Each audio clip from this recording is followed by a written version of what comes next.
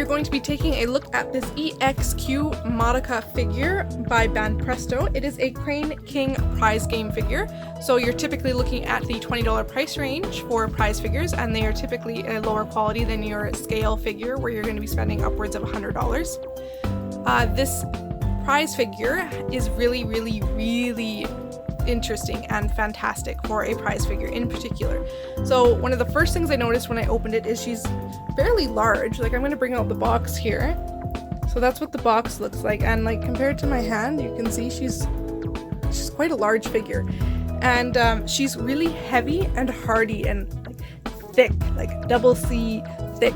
She's really interesting that way, and her plastic is very stiff and hard, so it doesn't feel like it's brittle or going to break by any means, but typically when you get a prize figure, it's a very soft, almost pliable plastic, so you're looking at it being warped in hot weather or just over time from its own weight bearing down on it.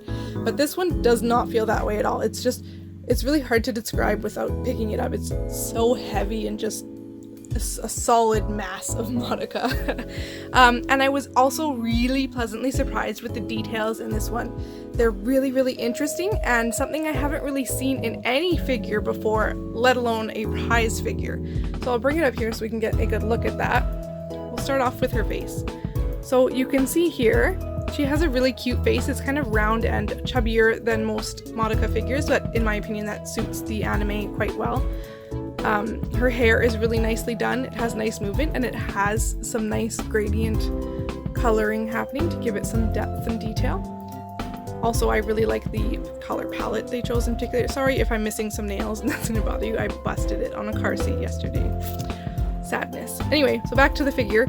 So all the detailing is very clean and nicely painted and just a great color palette and just really well done. But if we bring it up real close, do you see that there? Let's see if I can get it to focus. There we go. So the plastic here is actually textured like fabric. So it looks like it's almost a jersey knit or something, because you can see all the fabric weaves in here. And the red here I have noticed is a little bit sloppy for the paint job here, but it's not super noticeable. I'm just so intrigued by the fact that they texturize the fabric like this. Like, it's plastic, it's not fabric. They just imprinted it to look like it's actual fabric, and I've never even seen a scale figure do this. So I just find it super interesting that a prize figure has done this really fantastic and fun detail for a small budget, not expensive quality figure.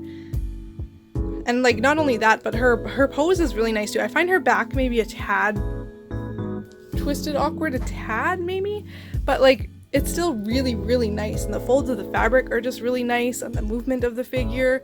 I do like her slightly wide stance. I think it's just cute and gives it a bit of security while also adding a simpleness to the figure, which I do appreciate. I don't think every figure needs to be bending over backwards in some extravagant pose.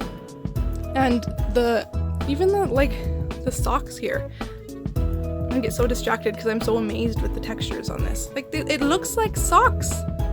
How did they do that for the budget of these figures? Honestly, it's just really fantastic. Besides the few like paint flaws in the reds, everything else is very cleanly done. The face is really cute. I do like her eyes are just like a smidgen shiny, but the rest of the figure is really matte. It's not a shiny plastic at all. Her weapon came separate, so it actually clips into her hand, and it clipped in very easily, and it feels secure for a figure. I say that because anybody who has figures that holds weapons, we all know they don't stay in there, even if it's an expensive figure. Looking at you, my Good Smell Company mammy figure with her guns. Anyway, the underside of her is super cute too. We're gonna look at her butt. Hee hee. Again, she has so many ruffles, and like, look at that! What? So many ruffles! And then they have this layer here where it's like you can see the bottom half of her petticoat. I'm not sure if they did that intentionally, but it looks like they did. It certainly isn't like, you can't move it by any means, and it looks like they took the time to detail like an attachment for a bottom petticoat on top of the outer layer here. and it's so puffy. Sometimes I find figures make her skirt look a little awkward with the ridiculous amount of floof that's happening, but they did such a good job with this one. I'm so impressed. I know I said that about the last figure I did a review, the Spring Miku, but they're both so good. I don't even know what to say. The only thing, in my opinion, that gives this away as a prize figure is the base, okay? So that's a boring, clunky, white base. I might paint it, maybe give it some pink, swirly, sparkly, I don't know, space look or something, but just this clunky white base. There's no, like, usually these things on a higher quality figure would be clear. There'd be some detailing. It wouldn't be such a bulky looking base.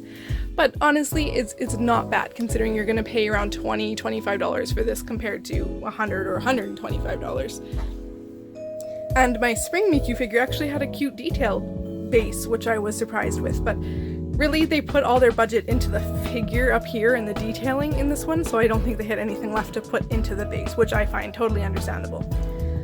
So I'm just gonna do another spin on her just to appreciate the gloriousness that is this prize figure. Oh, I'm just so impressed.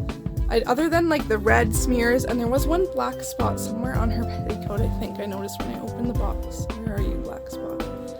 There it is, right there. So there's a paint transfer right here, which I'm sure I could rub away with a Mr. Clean Magic eraser if I'm super gentle about it. And her shoes are just nicely done. Everything just has a nice shape.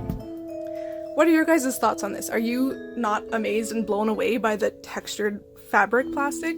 Am I alone on this? Am I just really impressed easily? I'm not sure. So let me know in the comments down below your thoughts on this figure, because I'm just so amazed by it. And I think that's about everything I have to say, other than like I freaking love this figure. So that is it for now. See you next time and stay magical.